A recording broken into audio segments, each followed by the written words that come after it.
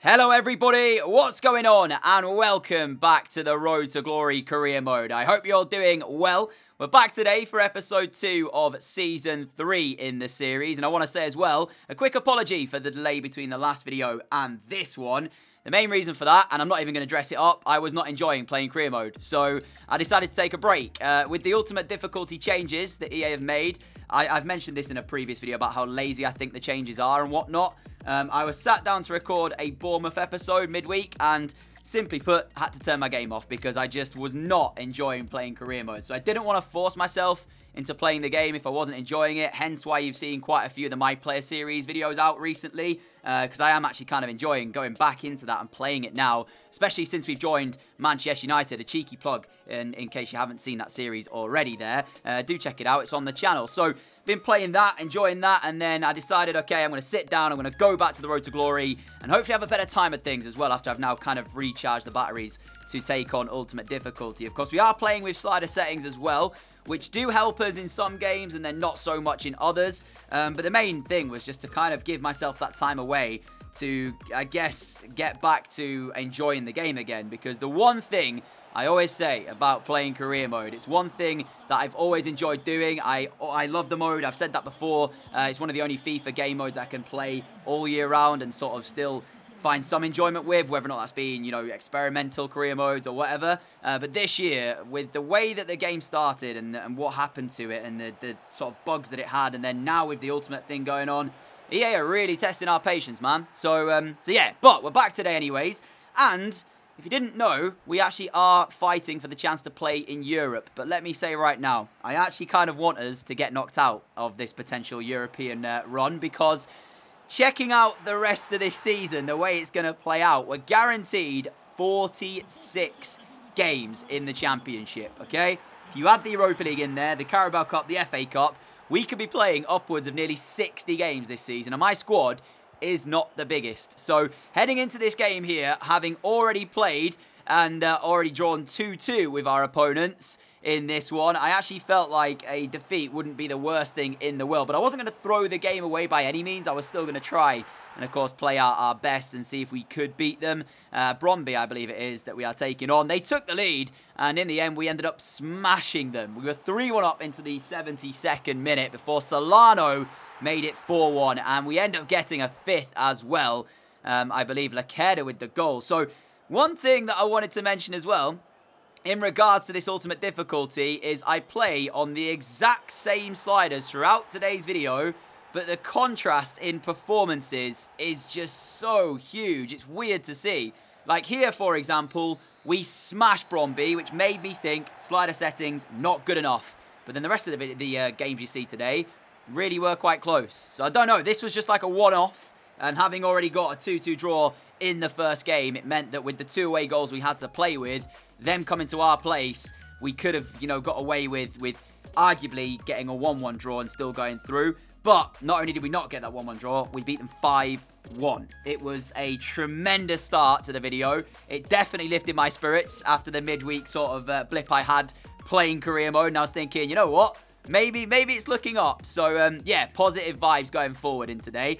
But one thing as well that we were looking at doing was maybe bringing in a few new players as well. We've still got £5 million to spend. Took a look through your comments as well. There was a couple of suggestions that I've added to the shortlist. We won't act upon those just yet, though, until I see what goes on with the rest of this window. 1 or 2 outgoings still planned as well from our side. One of those being Guruzeta. We got a transfer offer for him from Benfica, and we ended up negotiating with them a £10 million fee.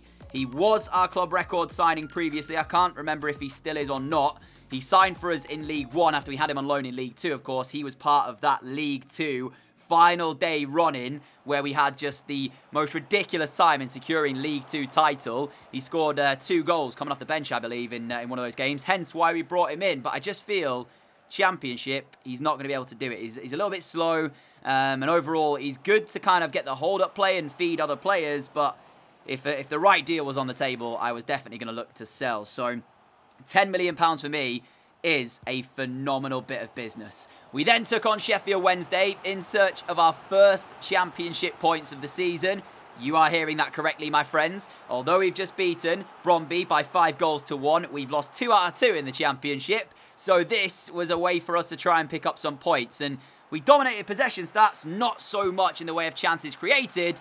And when Luongo did this, I thought that Sheffield were going to find that one chance that they needed to win the game by a 1-0. But in the end, it finished 0-0.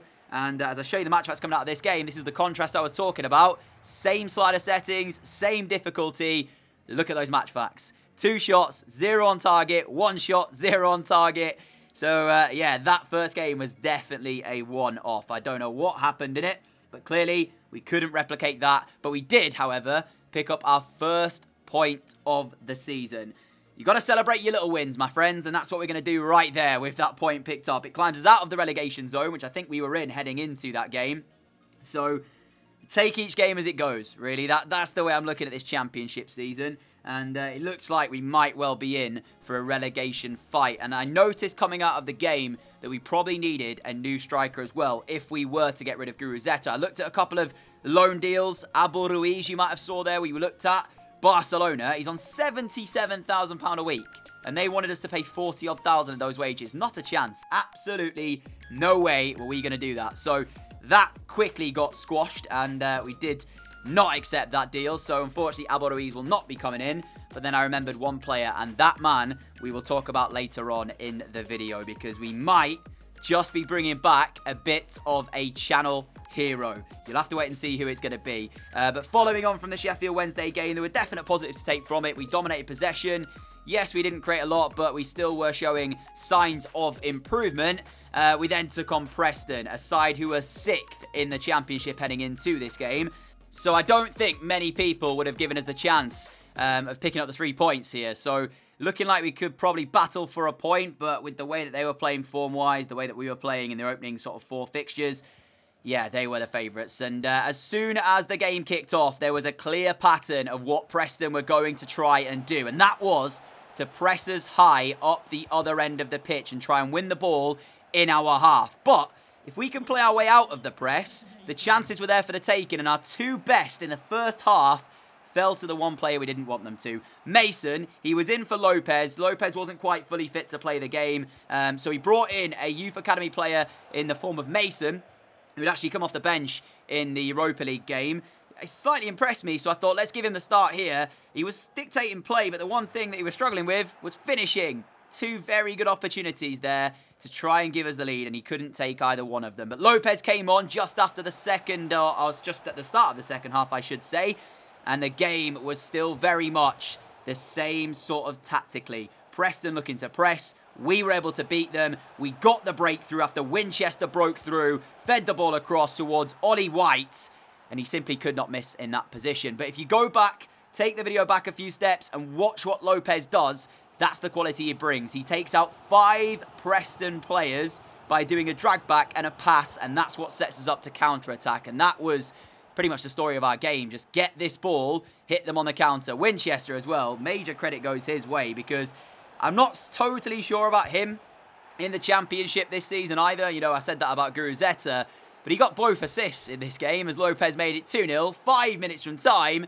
And I was just thinking, get in, we're heading for our first win of the season. But Ben Pearson smashes in the volley on the left foot in the 90th minute to make it Forest Green 2, Preston 1. And just don't throw this away. Please don't throw this away. There's only 3 minutes left. Surely this is our first 3 points of the season. Ben Pearson is a player that I'm looking at as well to maybe bring in for us at centre midfield. He was kind of maybe going to be the replacement for Winchester, but the way Carl Winchester played there, we don't need to replace him, in my opinion, off that performance. But there's still opportunity as well for other players to come into the team. Squad depth is going to play a massive part, especially if we do get into the Europa League group stages.